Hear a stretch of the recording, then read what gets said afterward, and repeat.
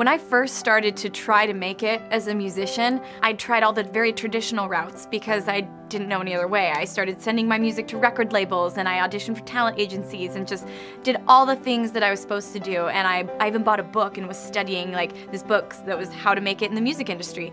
And the more I learned and the more I experienced, the more, I guess, discouraged I became because I just realized I don't have the kind of money that it takes to make it in this world as a musician. You know, I don't have the connections, I don't have any of this stuff, and and I just felt I had a voice to share. I had art that I knew could work, and yet nobody would believe in my project. You know, if I really give this a full try, and if at the end of the day I can't, this doesn't work, I can live with that.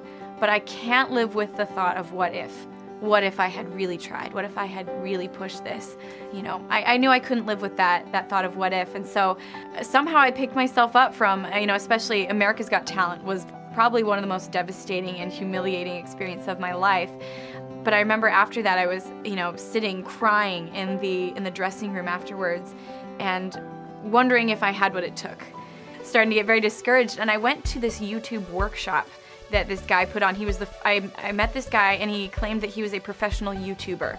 I was blown away, and as I sat in that class and he taught about all these different YouTubers and these celebrities online, I just got so excited. I've never felt so motivated before in my life, and I knew as I sat there that this is gonna change my life. Because here was a world where I didn't have to wait for somebody else to tell me I was good enough. I didn't have to wait for someone to tell me I was ready or to invest in me. Like, all the tools were there where I could invest in myself, and I could take the reins in my own hands, and I did, and it changed my life. I had been doing YouTube for probably about, it hadn't even been quite a year, but I'd been doing it pretty consistently for about probably 9 months. I released my first dubstep track. It was called Crystallize.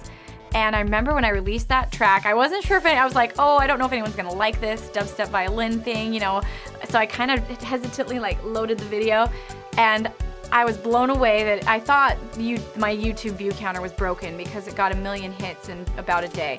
And I had never had anything close to that before. And I think, I checked the little, my little stats, and I had gotten, I think, 15,000 subscribers that day. I'd only been doing it for 9 months. I had never experienced any numbers like that. And this was not just, a cover that went viral. This was my original song, the kind of stuff I love to create. And as I sat there and realized that no, my computer wasn't broken, this is real, I'll always remember that moment, just sitting in my little apartment, just being like, my life's changed. And my mind started to just go with, where am I gonna go with this? What am I gonna do? Sky's the limit.